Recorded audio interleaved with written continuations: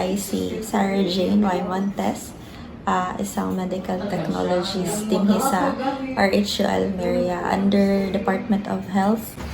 Ako si Eldefonsa Almo Gabing, nagtrabaho din sa center. Ako si Maria Jo Frances Disabilie, nurse under sa DOH. Ako si Maria Esteller. Usal ko kayo utility din sa health center. Wilma Sabordido Mindanyo, PHN Public Health Nurse of this. Mao lagi nagasalig na ba? Kay nay mugunok. Nagtrabaho din sa center. Usa sa mga 24 hours, 24 oras sa duty sa birthing.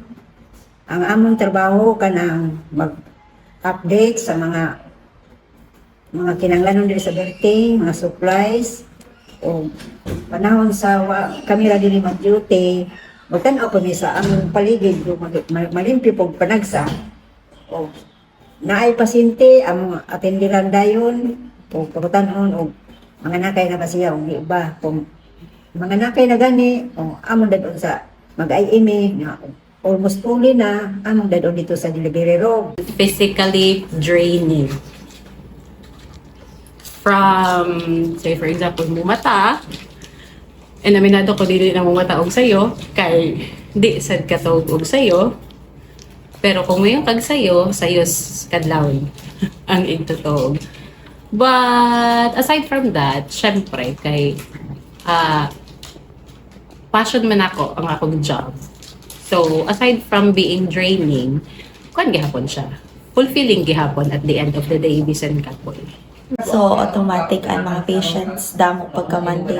So, physical activities damo talaga kami experience kay natindog, tapos na pupuntahan na room, tapos may i-release na result, then as a medical technologist sa laboratory all around ka, pupunta ka ng urinalysis ka, pupunta ka ng microscope, magbabasa, tapos magsicentrifuge, tapos basta may reports din. So, hindi lang siya yung uupo ka lang.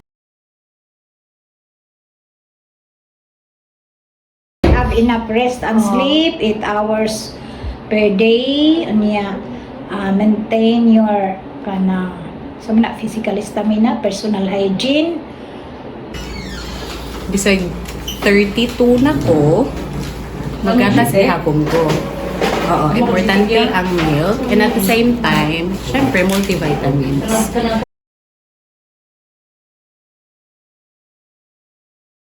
Kaya ang mga youth ron is kanang mga sports minded po na sila.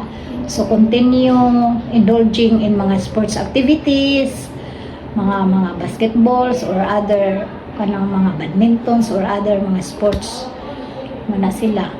Continue advocating the other youths, and then mga extracurricular activities in the schools mo participate gud sila.